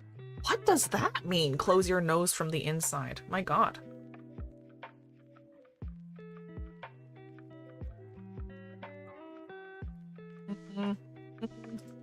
Okay. Suddenly your real man comes off as a woman hit a worthing tremor, hands have always shaken. Major depressive disorder. Parkinson's disease. He does not smoke cigarettes. There is no tremor at rest.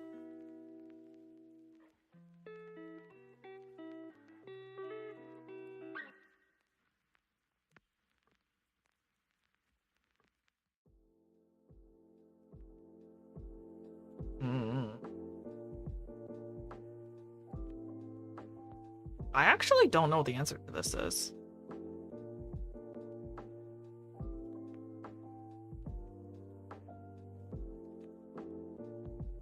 Drug-induced hypoglycemia? I mean, it could be. There's a flap at the back of the nose hole I can flex. Oh, interesting.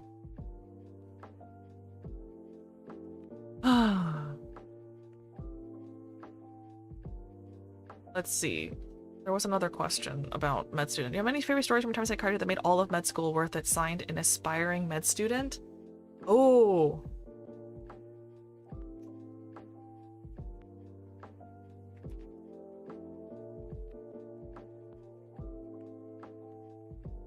Not sure. Hopefully medication induced?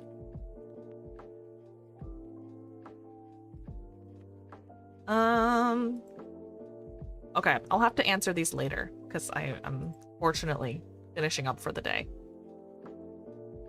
So, I'll finish those later. I'll finish these at a later point.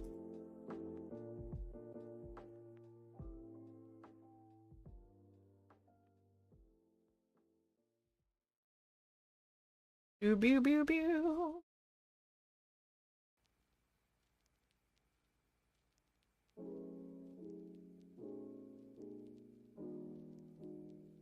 Let's see, how do I share this onto Twitter? Will it show a picture?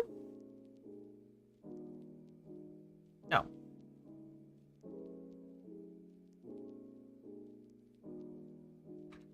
So I think the best way to do this is...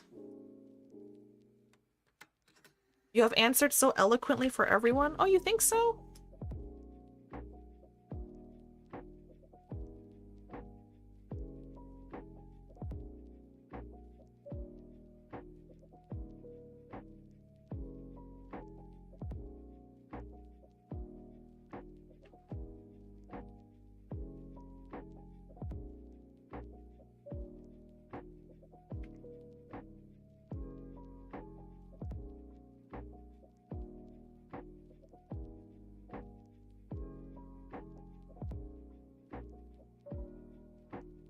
I've been homebound for a while. Is there a way to expand me?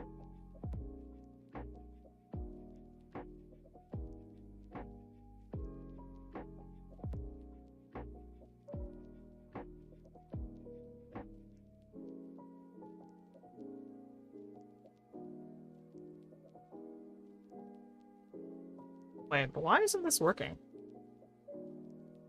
Okay, you know what? I'll just do that later. Thank you guys so much. So I wanted to, before I got off, I wanted to see, I wanted to see if I could, how long I can hold a note for.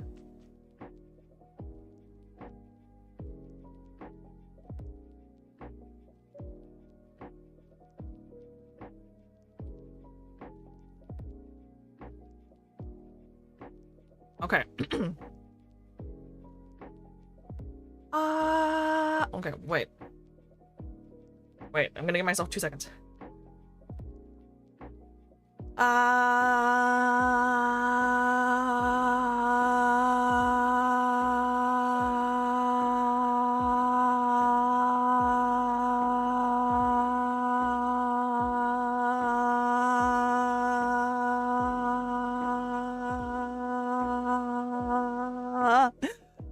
Okay, that was like 20 seconds. Could be better. Could be better. Could be better, could be worse. Oh well. I'll need to practice that. Alright, guys. I need to go. Because I need to eat lunch. And I have work to do, unfortunately. So let's raid a friend. If you sit down, it's probably harder. That's true, I am sitting down.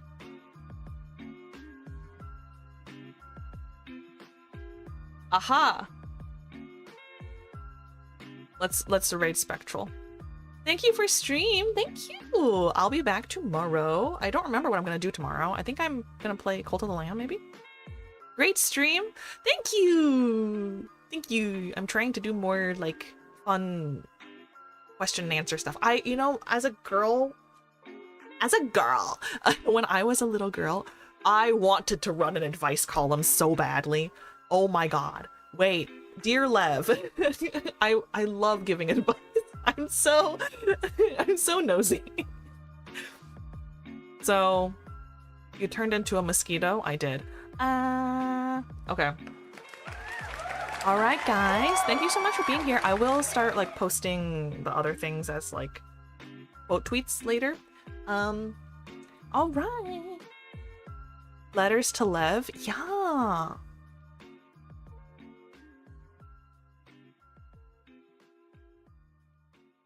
Okay. All right. Bye-bye. Go see my son, Spectral, VTFM.